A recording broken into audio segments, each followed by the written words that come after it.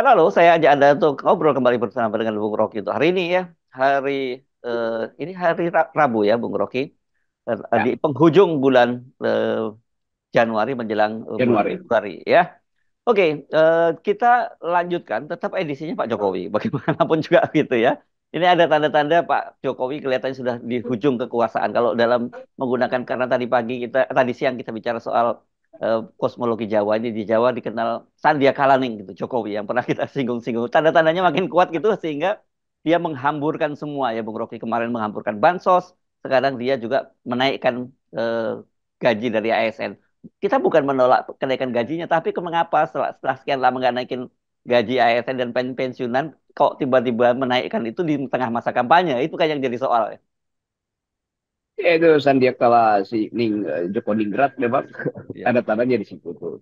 Dia rampok akhirnya hak orang lain hanya untuk menaikkan prestasinya. Bukan. ASN juga tahu bahwa ya dia senang aja ASN. Tapi sebetulnya saya kira sebagian besar ASN merasa kok nggak adil ya. Kami tiba-tiba di 1 minggu sebelum pemilu tuh disogok oleh uang rakyat yang sebetulnya masih bisa dipakai untuk kegiatan sosial lain lah, kebutuhan-kebutuhan rakyat kecil segala macam. Tapi itu sudah terjadi itu. Demikian juga soal BLT segala macam itu kan. Dan memang ada yang nggak masuk akal itu tiba-tiba naik gaji, tiba-tiba beras digelontorkan dengan keterangan sembilan bahwa itu ada keputusan DPR dan MPR. Iya memang keputusan DPR dan MPR misalnya. Dan itu juga bertentangan dengan kalau itu keputusan DPR dan pemerintah misalnya, kenapa orang semacam Sulhas bilang itu dari presiden loh. Loh, presiden itu eksekutif, padahal itu diputuskan di legislatif yang oleh wakil-wakil rakyat. Kenapa nggak dibilang itu datang dari keputusan wakil-wakil rakyat yang di dalamnya ada PKS, ada Nasdem, ada PDIP. Kan lebih Ya. lebih lebih tulen argumentasinya tuh. Sama juga dengan Sri Mulyani itu membypass semuanya soal itu normal aja. Itu tentu aja prosedur itu ditempuh, tetapi prosedur itu ditempuh secara baik, bagus untuk kepentingan yang buruk, yaitu menyogok. Kan itu dasarnya itu kan. Ya, Jadi ya. apapun yang mau diterangkan oleh pemerintah, makin diterangkan makin ngaco sebetulnya. Ya, ya. Dan kita bisa menduga kelihatannya kalau betul itu adalah keputusan bersama antara pemerintah dengan DPR, itu keputusan ketika DPR, fraksi-fraksi di DPR itu masih bersama dengan Jokowi pada waktu jadi pendukung pemerintah. Sekarang kan petanya sudah berubah. Dan saya yakin kalau ditanya kemudian teman-teman dari PDIP apakah mereka juga masih menginginkan ada bansos, pasti tidak. Karena menterinya sendiri, mensosnya tadi tidak diajak bagi bansos kan. Jadi tetap kita lihat bagaimana APBN itu dipakai untuk kebutuhan politik Jokowi, bukan untuk kebutuhan yang diputuskan di DPR. Itu dasarnya itu. Dan secara teknis kita lihat bagaimana penggunaan dana itu tidak tidak diasuransikan pada keadilan sosial, tidak didalilkan pada keadilan sosial. Semata-mata itu untuk menambah elektabilitas, semata-mata itu untuk sogokan yang dangkal kan. Di pendangkalan ini yang justru dilihat oleh publik, bukan prosedurnya bahwa oh iya itu diputuskan, iya diputuskan, tetapi untuk tujuan yang buruk. Dan itu hasilnya adalah semacam sinisme lagi dari publik. Walaupun itu target kecil atau ASN golongan kecil itu merasa tadi saya habis turun dari Bandara Palangkaraya ketemu dengan seseorang yang berkarir dari tingkat kepala desa lalu jadi kepala dinas sekarang itu merasa bahwa ya iya sih tapi susah saya berkomentar tuh bahwa kenapa tiba-tiba kami diasuh dengan cara yang berlebihan. Nah itu dia pakai cara begitu dengan cara yang berlebihan misalnya. Jadi sebetulnya bagian-bagian itu juga jadi refleksi dari teman-teman ASN. Dan kita tahu bahwa ASN memang dilarang berpolitik, tapi ASN juga protes. Ya kenapa kita ASN dilarang berpolitik, sementara bos kita yang adalah panglima tertinggi ASN justru berpolitik?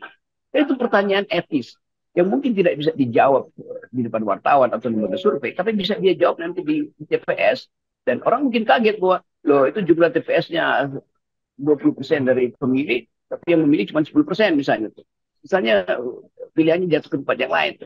Itu yang kita sebut sebagai kesadaran publik yang tidak mungkin dimanipulasi lagi oleh bahasa pemilih.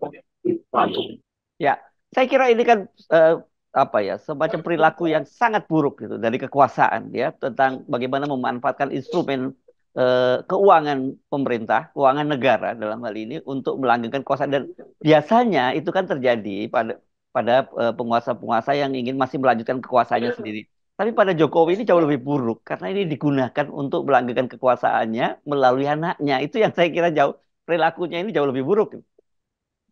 Itu yang kemarin ditulis di mana di spontan apa Kompas itu. Inilah Ya, gambaran paling paling gila dari Jokowi, yaitu tinggi sekali itu. Semua uang negara itu digelontorkan melebihi ketika terjadi krisis COVID. Kira-kira itu kan. ya, Jadi jadi darurat apa sehingga uang negara digelontorkan hanya untuk membackup Saudara Gibran ya, itu anaknya. Pada saat COVID pun nggak segila ini itu cara memanipulasi keuangan negara kan. Jadi ya, terlihat betul bahwa memang ini dasarnya cuma satu, itu ambisi Jokowi untuk hmm, membackup anaknya habis-habisan dengan ya, menguras uang negara. ya, ya. Jadi ini kita bisa sebut sebagai kalau tadinya pandemi COVID, ini bisa pandemi Jokowi dong yang lebih berbahaya dari COVID gitu. Iya, betul ini ya COVID COVID Jokowi lah. Dan Ya, semua hal yang kita pernah bicarakan bahwa pasti Jokowi akan anggap bahwa brankas itu APBN itu ada punya dia. Itu hmm, yang membahayakan. Dia nggak bisa hormati lagi apa ya para pembayar pajak menginginkan anggaran itu dikemat dan dipakai secara maksimal dan efisien. Kalau ini enggak tuh.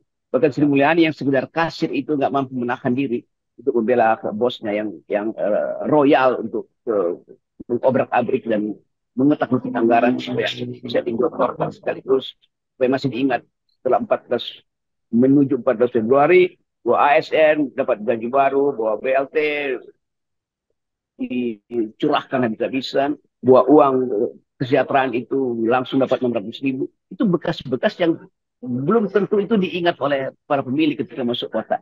Sama ya, seperti orang menganggap, ya Jokowi silakan datang, tapi kami pilih Ganjar. Jokowi silakan kasih kami ASN, naikkan gaji, tapi kami pilih Ganjar. Jokowi silahkan kasih rakyat BLT dan 600.000, tapi kami pilih Ganjar. Misalnya begitu kan? Dan hmm, ini soalnya tuh.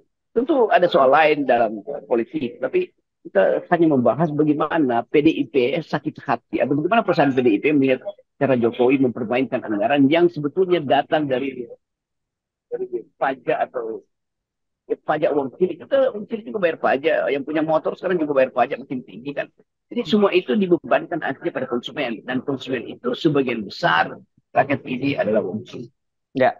Jadi dan sekarang tidak terlalu kaget kan kalau kemudian ini sekarang indeks persepsi eh, Indonesia yang seperti Anda sudah duga bolak-balik bahwa itu turun drastis. Sekarang ini kan dari poin 30 jadi 34 dan tadinya dari 180 negara peringkat kita itu kita di 110 gitu ya. Sekarang kita menjadi 115.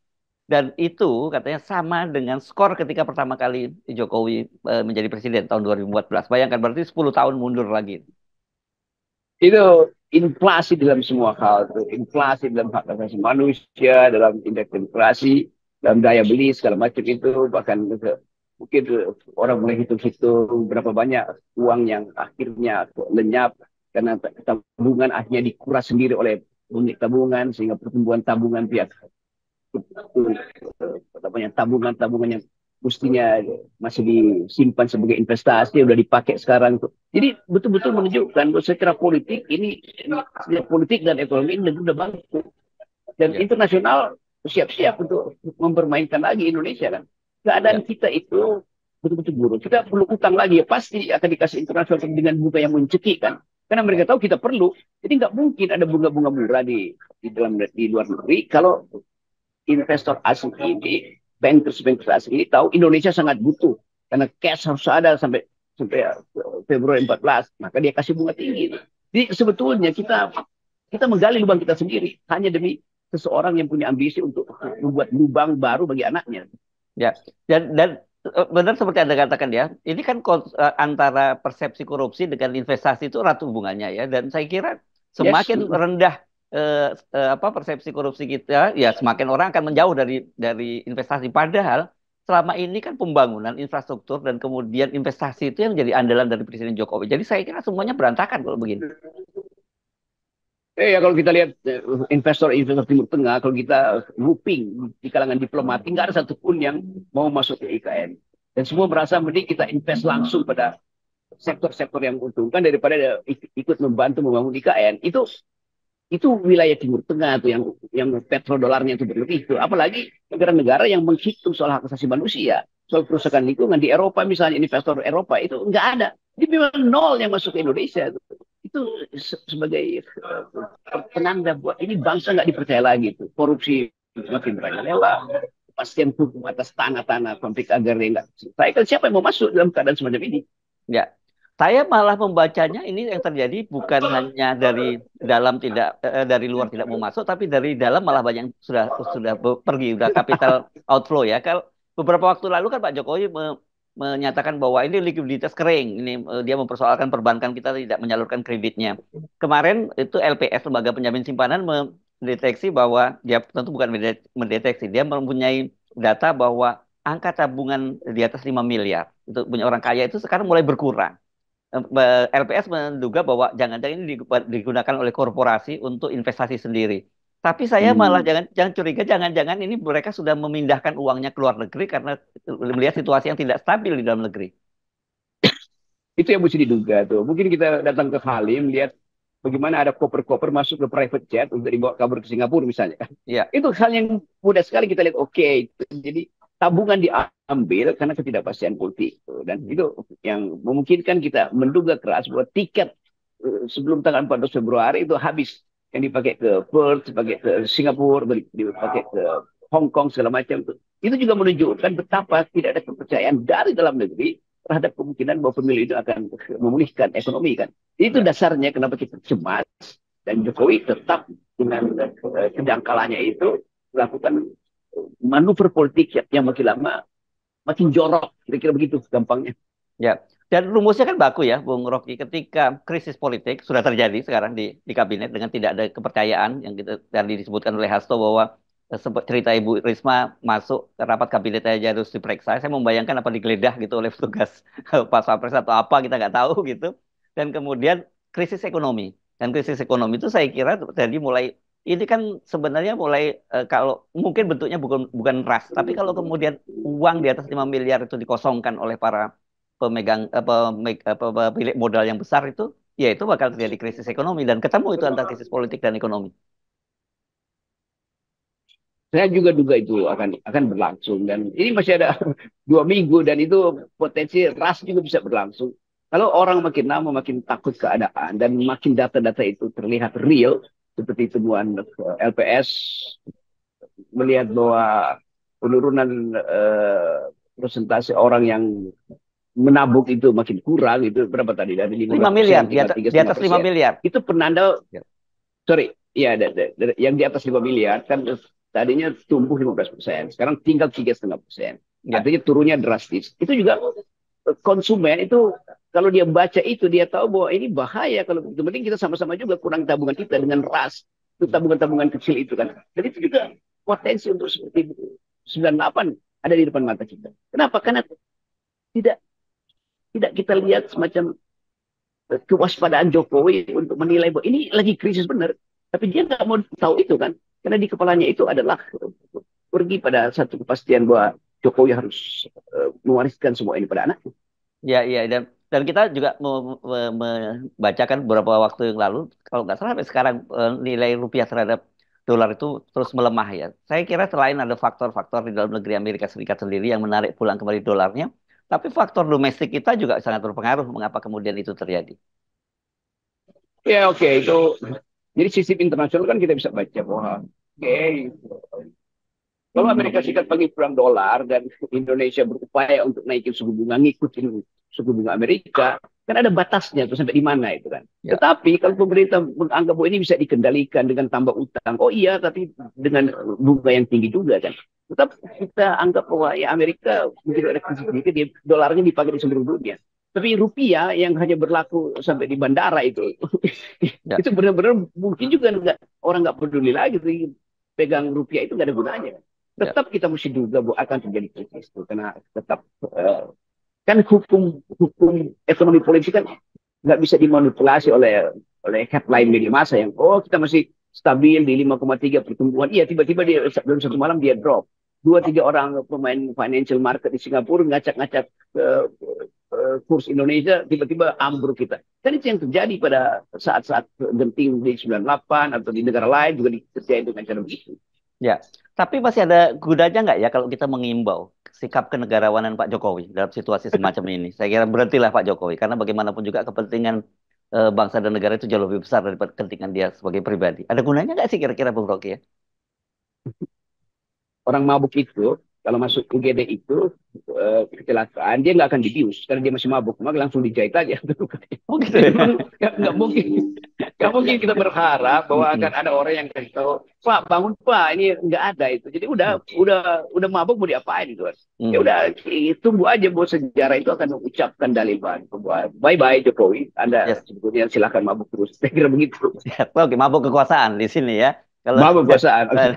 dan kalau kita sebut selalu ODGJ itu apa orang dengan gangguan jabatan itu yang terjadi sekarang ya. Betul, itu orang dengan kerakusan jabatan. Ya, oke. Baik, terima kasih Bung Rocky. Ya, posisi Oke, kita ya. salam makasih Oke. Atmosfer. Thank you.